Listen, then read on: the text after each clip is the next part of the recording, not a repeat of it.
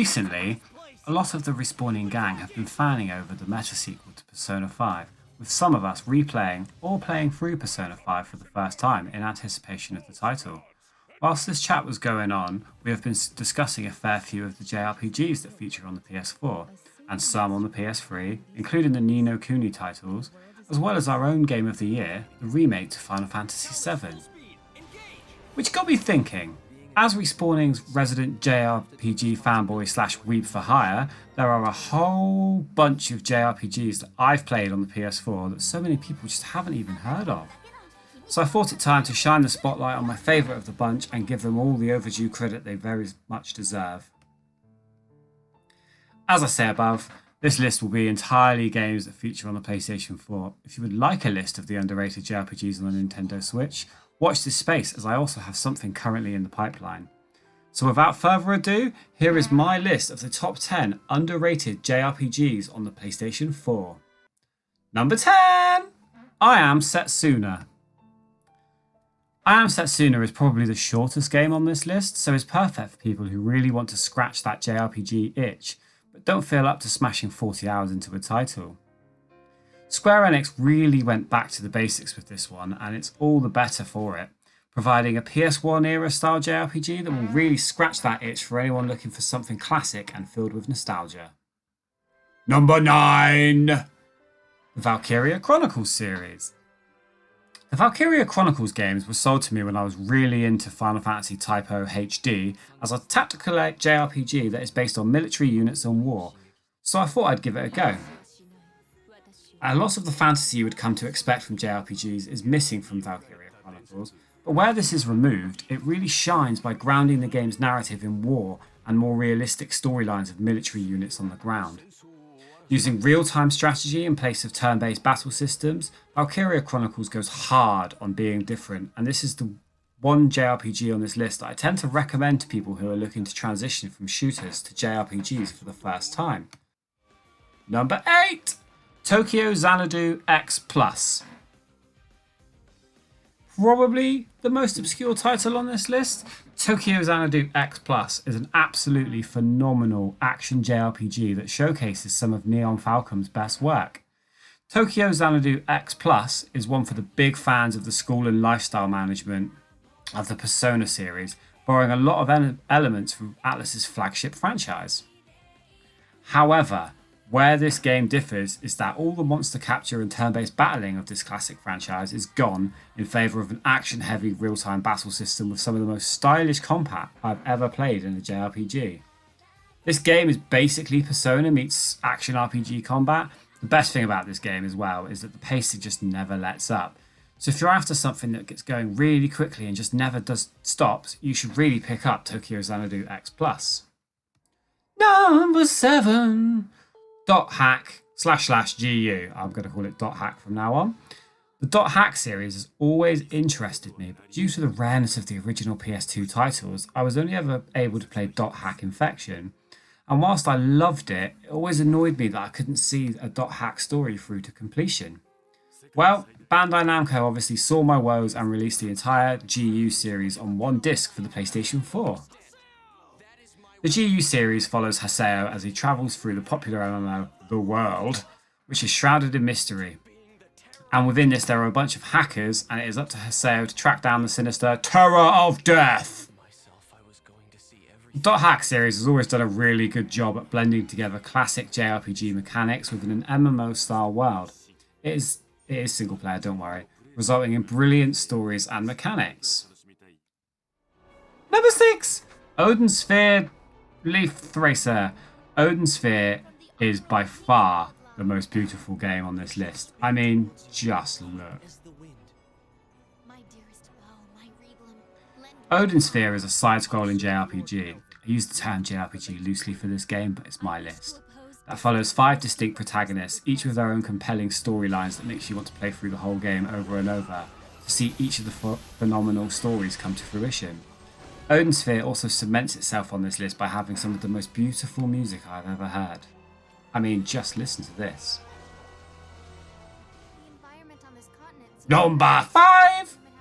Star Ocean 4: The Last Hope Remastered. Do you like Star Wars? Do you like traveling around visiting different planets and following an incredible story that rewards exploration? The Star Ocean series is likely for you. Whilst I would love to recommend the whole series, the made for PS4 installment of the Star Ocean series, Star Ocean Integrity and Faithlessness, is unfortunately not very good. However, this is fine, as the remaster for The Last Hope does more than enough to be a must-play for any fan of JRPGs looking for something in a bit of a sci-fi flavour. The Star Ocean series is arguably the most known of all the entries here, so I won't wax lyrical too much about it, but featuring a cast of characters who all shine in their own ways, a fast-paced battle system and an incredible story, Star Ocean 4 The Last Hope is a game that I can easily recommend. Number 4. The Dragon Quest Builders series. You know that clip from Family Guy that explains how chocolate and peanut butter came together in a car crash and created something better than either on their own? This is how I feel about the Dragon Quest Builders games. I don't know who at Square Enix thought it was a good idea to take the beloved JRPG and add a load of village building Minecraft into it, but they are a genius. The Builders series is potentially the best of all things Dragon Quest ever made. Essentially, all this boils down to is fulfilling quests for towns as the fabled builder, the one person who can build new things up from other things. Dragon Quest Builders sees you going from town to town, building them up, increasing defences and defending your area against classic Dragon Quest monsters. If you're a fan of Minecraft and JRPGs, you won't find a game more satisfying than the Dragon Quest Builders series. Number 3, the Atelier series. Every single time I play one of the Atelier games, I think to myself, wow, this series seriously cannot get any more charming. And then I load up the next one and I'm proven wrong again and again. The Atelier series is really rather unique take on the age-old JRPG formula, focusing players on the game's, well, fantastic alchemy mechanics, which allows players to just whittle the days away while exploring beautifully designed worlds, and really hits the nail on the head for escapism. I found a lot to love with the Atelier series during lockdown, thanks to the aforementioned world exploration and escapism, and I wholeheartedly recommend that you check out any of the series' many PS4 playable iterations. Number 2, Digimon Story Cyber Sleuth. The Cyber Sleuth games take on the classic Pokemon formula, capturing monsters and using them to battle each other, and visit the Digimon Gloss of Paint, which results in a more adult version of the game with a really interesting story centered around solving a mystery in the world. I've been of the devout opinion in recent years that the Digimon Cyber Sleuth is better than anything Pokemon have ever done, with perhaps the exception to Pokemon Colosseum on the GameCube. Fusing Digimon together to create an almost endless array of digital monsters filled so many hours of my life with such joy that I just want to recommend this game to everyone. Number 1! The Legend of Heroes Trails of Cold Steel series. The entire reason I started respawning way back when was so that I had an avenue where I could wax lyrical about how good The Legend of Heroes Trails of Cold Steel 1 was on the PS3. A game I was barely seeing anything written about in the media. I had to take it upon myself in order to tell everyone who would listen just how good this game was. Fast forwards a few years, and I'm a lot greyer, but I'm currently in the middle of playing the 4th and final game in the Cold Steel franchise, which, in my opinion, never dipped in quality for JRPG fans. These games blend everything I like about the schools and social management of the Persona series, but instead of monster collecting, the game adds war and mechs and is all the more mature for it. If you're looking for something that was going to scratch that classic JRPG itch, then you shouldn't look any further than the Cold Steel series, all 4 of which are now playable on the PlayStation 4. Honourable mention! Ys 8. Whilst I've yet to actually play Ys 8, I am a huge fan of the Ys series, and I know for a fact that many of my friends who are fans of JRPGs keep recommending this game to me, so I am planning to dive in very, very soon. So there we go. As promised, I will have a new video out soon that covers all my favourite underrated JRPGs on the Nintendo Switch.